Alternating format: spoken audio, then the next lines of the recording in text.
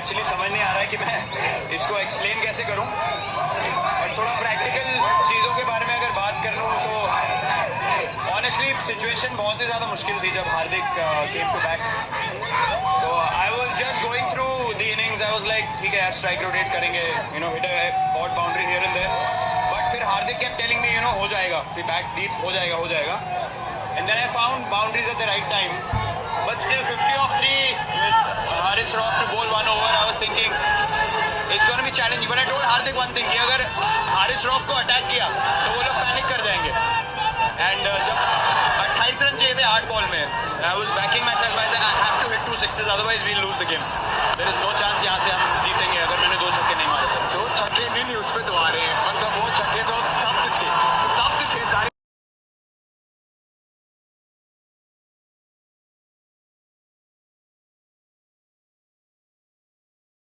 The innings I was like ठीक है यार स्ट्राइक रोटेट करेंगे, मुझे ऐसा लग रहा था कि 100% शायद नहीं थे, तो मुझे लग रहा था कि उनके मेन बॉलरों में से वो भी है, अगर उनको अटैक करेंगे तो हार्दिक का फोकस तो नवाज की बॉलिंग पे था कि मैं उसको छक्के मार सकता हूँ, एंड वी न्यू कि वो लास्ट ओवर ही डलवाएंगे, उससे पहले गेम खत्म करने देखेंगे। मुझे हारिस के बारे में बात करनी है, मुझे वो ओवर जो शाहीन शाह अफरीदी है उसके बारे में बात करनी है, लेकिन ये इमोशन, विराट आपने बहुत शतक लगाया, आप लेजेंड हो, लेकिन ये इमोशन ये हमेशा नहीं देखने को मिलते, क्या मायने रखता है आपके लिए? मतलब मैं ये बोल रहा हूँ कि ये सब जो हुआ है मुझे समझ ही नहीं आया कि हुआ क्या है, मतलब ये मुझे बार बार देखना पड़ेगा बाद में। सिर्फ ये क्योंकि इमोशंस की बात कर रहे हैं, क्या सही था कि इनसे 1-2 बॉल पहले आपने ड्रेसिंग रूम और डगआउट को इशारा किया था कि शांत रहना, जब जीतने वाले थे हम थोड़ा शांत रहना। हाँ, क्योंकि जब आपको 15-16 रन की एवरेज रन रेट चाहिए और 2 बॉल में 2 रन आ जाए तो लोग शायद रिलैक्स हो या ओवर एक्साइटेड भी हो सकते हैं कि बन गए, फिर एक डीके रन आउट हो गए या स्टंपिंग जो भी बोलेंगे आप, बट फिर ऐश को मैंने बोला कि कवर्स के ऊपर मारने देखना, लेकिन ऐश ने अपना दिमाग के ऊपर एक्स्ट्रा दिमाग लगाया और मतलब that was a very brave thing to do, came inside the line, wide करवा दी, उसके बाद तो सिचुएशन ये रहेगी कि गैप में गई तो हम जीत जाएंगे मैच। आपके वो छक्के, हारिस रऊफ को वो छक्का सामने, विराट व्हाट इज दैट, मतलब 150 पे गेंदबाजी कोई कर रहा है, वो हार्ड लाइन डाल रहा है और आप सामने मारो, वो टूर्नामेंट का सबसे बेहतरीन शॉट है, क्या सोचे, प्लीज एक्सप्लेन करिए प्लीज। तो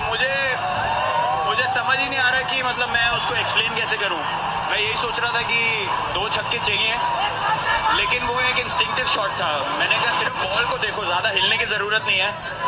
और वो कनेक्शन होना बहुत रेयरली, आई थिंक मेरे करियर में 2 या 3 बार ही ऐसा कनेक्शन हुआ है मेरे बैट से ऐसे शॉट के लिए, और उस टाइम पे बहुत ज़रूरी शॉट था वो, तो वहाँ से मुझे लगा कि वो थोड़ा पैनिक कर गए उसके बाद। बिल्कुल कर गए, लेकिन जो शाहीन शाह अफरीदी का ओवर इससे पहले था, क्या आपको लग रहा था कि उसको टारगेट आप करोगे, क्योंकि वो चोट के बाद वापस आ रहे थे, उतना रिदम नहीं नजर आ रहा था जितना पहले था। वो पहला जो उन्होंने स्लोअर बाउंसर मारा, जब वो ऑलमोस्ट छक्का हो गया तो मुझे लगा कि अब वो प्रेशर में है, क्योंकि यहाँ पे स्क्वायर बाउंड्रीज बड़े हैं, बैक ऑफ लेंथ बॉलिंग में बॉलर ऊपर होता है, तो अगर वो बीट हो जाओ आप तो गेम अलग है, अगर उसमें चौका लग जाए और वो कंधे के ऊपर भी हो गई बॉल, तब तो मुझे पता था कि अब उसके पास ऑप्शन नहीं बचे, या तो मेरे को यॉर्कर मारेगा या फिर स्लोअर बॉल डालने देखेगा, तो एक यॉर्कर कवर के ऊपर चौका हो गया। फिर लास्ट बॉल एक्चुअली मैं स्टांस में था और मैं देख रहा था उसको, वो रनअप पे रेडी था, तो हार्दिक मुझे इधर से बोल रहा है कि वो डालेगा छोटा, तो I just glanced at him once और फिर मैं रेडी हो गया, मतलब ऑब्वियस नहीं होने दिया हमने, उसने भी थोड़ा मेरे को इशारा किया कि शायद पीछे डालेगा, तो मैं रेडी था फाइन लेग के ऊपर मारने के लिए। क्या ये विराट कोहली की सबसे बेहतरीन इनिंग है? क्या ये विराट कोहली की सबसे बेहतरीन इनिंग है या नहीं? विराट बताइए।